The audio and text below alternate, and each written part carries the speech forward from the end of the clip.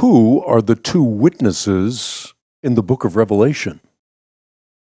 The book of Revelation describes an apocalypse, not just in the sense of recording an unveiling, but also in terms of its composition in what might best be described as a language system or a matrix deeply embedded in the Old Testament.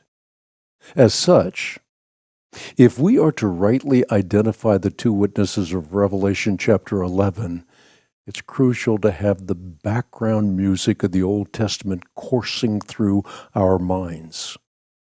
But we must neither attempt to draw exact parallels between the apocalyptic imagery and their Old Testament reference, nor attempt to press the language system of the book of Revelation into a literalistic labyrinth, such that the two witnesses actually turn their mouths into blowtorches.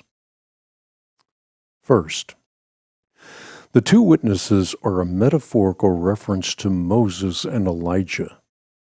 Old Testament jurisprudence mandated at least two witnesses to convict someone of a crime. And in this case, the two witnesses accuse Israel of apostasy.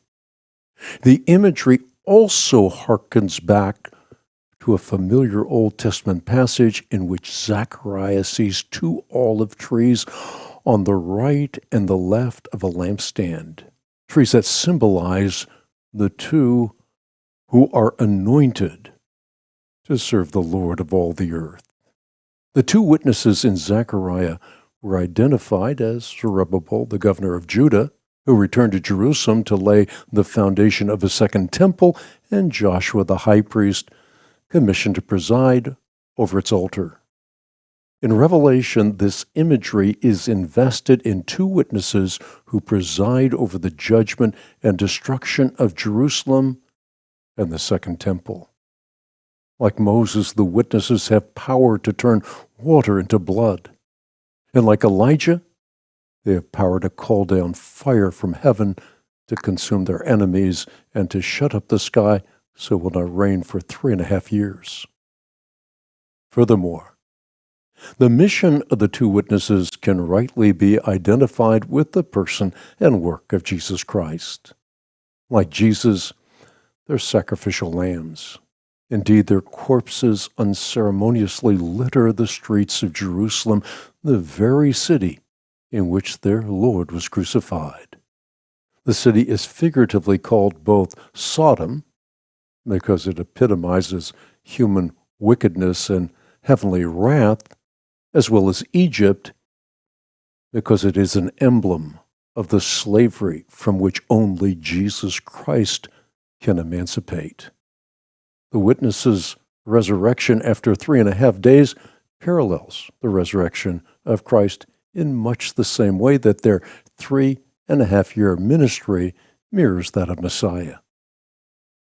Finally, the description of these witnesses as clothed in sackcloth identifies them with the tradition of Hebrew prophets from Elijah to John the Baptist, who wore sackcloth as they mourned Israel's apostasy. As such, the two witnesses form a composite image of law and prophets culminating in the life, death, resurrection, and ascension of a prophet and priest who are the earnest of all who are his witnesses, and all who will reign with him in a new Jerusalem wherein dwells righteousness.